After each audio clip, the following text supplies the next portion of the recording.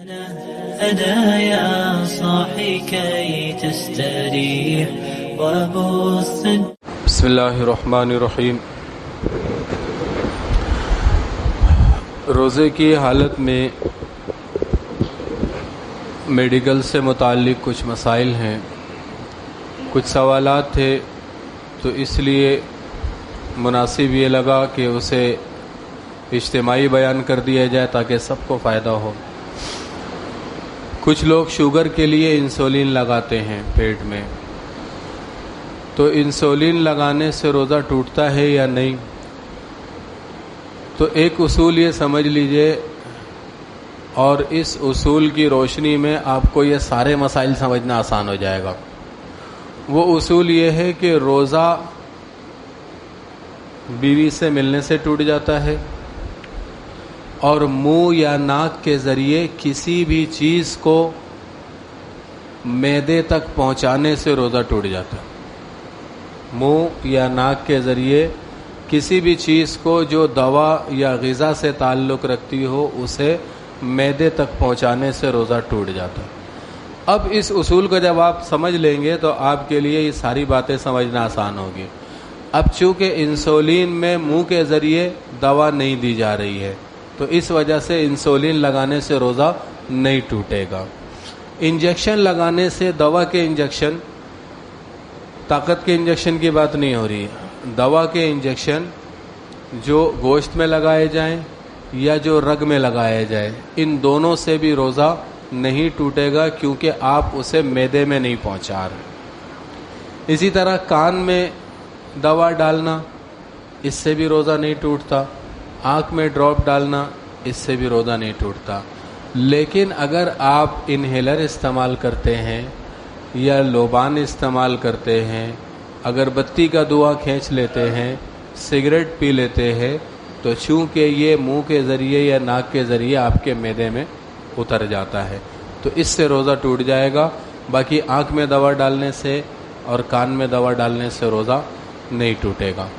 اسی طرح اینما لینے سے بھی روزہ نہیں ٹوٹتا، کیونکہ مقام خروج اور معدے کے درمیان واپسی کا کوئی راستہ نہیں ہے کہ اگر اینما کسی مریض کو دیا جائے اور وہ دوا اس کے معدے میں پہنچ جائے، ایسا ممکن نہیں ہے. تو اینما لینے سے بھی روزہ نہیں ٹوٹتا. قدیم فقہا کی کتابوں میں یہ لکھا ہے کہ اگر کسی نے جو ہے وہ حقنہ کرایا یعنی اینما لیا تو اس سے روزہ ٹوٹ جاتا ہے.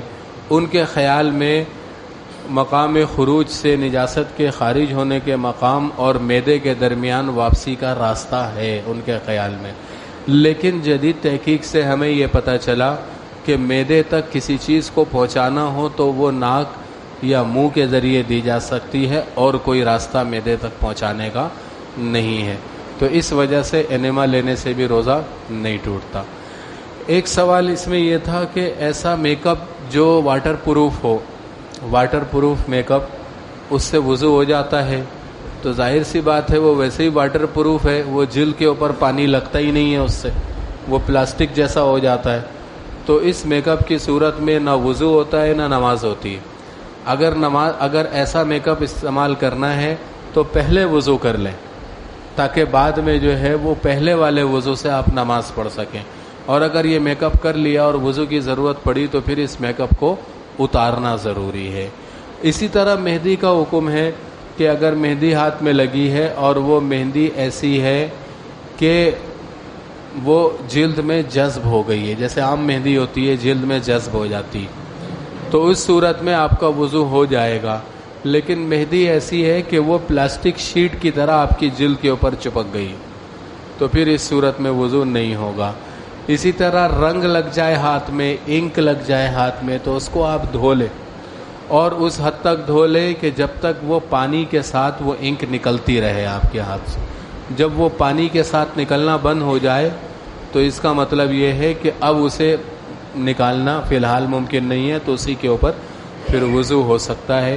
ان ساری چیزوں کا خیال کریں. روزے کی حالت میں بیکار چیزوں کو چبانا، اور اسی طرح پلاسٹک کا ٹکڑا چبانا، کاغذ کا ٹکڑا چبانا، ان چیزوں سے روزہ اگرچہ ٹوٹتا نہیں ہے. چبا کے کسی نے تھوک دیا تو اس سے روزہ نہیں ٹوٹے گا، لیکن چبا کے نگل گیا تو اس سے روزہ ٹوٹ جائے گا. اور ایک کے بدلے ایک کی قضا کرنا ضروری ہوگی۔ اللہ رب العزت ہم سب کو اپنے روزوں کی حفاظت کرنے کی توفیق عطا فرمائے اور روزوں کو احتیاط کے ساتھ تکمیل تک پہنچانے کی توفیق عطا فرمائے۔